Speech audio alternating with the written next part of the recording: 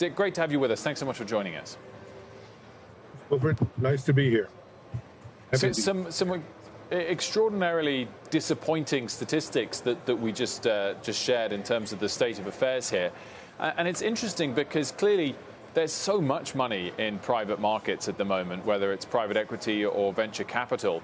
So has the problem got worse as there's been more money in those markets, or is it just a general lack of progress? Well, I think there's been a lack of progress. I don't know the problem's gotten worse, but there's been a general lack of progress because there haven't been models that show that you can invest with diverse, I'll call it diverse, women and minority fund managers and entrepreneurs and get a return. People still think that, oh, that's impact investing. We're trying to do some social good, and therefore we have to give up some part of the return if we invested otherwise. And we're out to show that's not the case. We're out to show that there's just as much money to be made in those communities as anywhere else, maybe more. And is the problem still much more pronounced in the venture capital world than it is in the publicly listed space? And what lessons can you learn from that gap in order to close it going forward?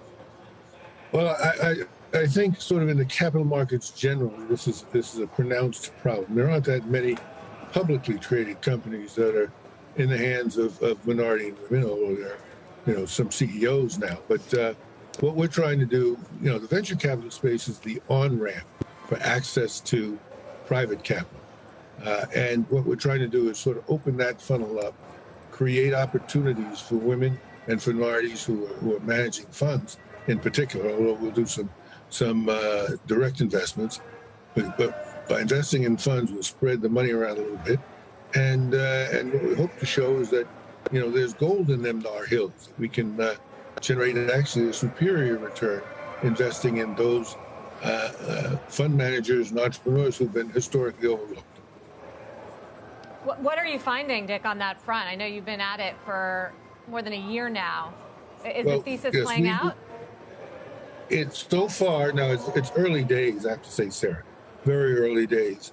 But we've got one that we're really proud of. We mentioned it in our recent press release called thesis, which is now a unicorn we invested in, 8-9 months ago, and it's already sort of, almost 15 times the value we put in, growing rapidly. And there'll be others. It's going to take a little time for the returns to show up because we're primarily investing in other venture capital funds. But I think we're very optimistic, and we hope to show the world, and particularly what I call the LP community, the limited partner, the endowments, the pension funds, the large investors who come into these and fund these venture operations, that, as I said, there's gold in them Nar hills. There's a real opportunity to generate superior returns.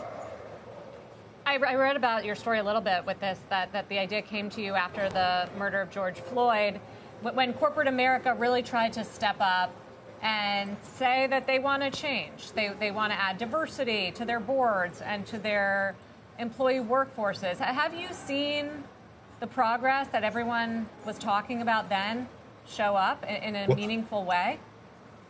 Well, I've certainly seen more outreach on the part of corporate America in particular, but everybody. I mean, George Floyd incident was galvanizing for America.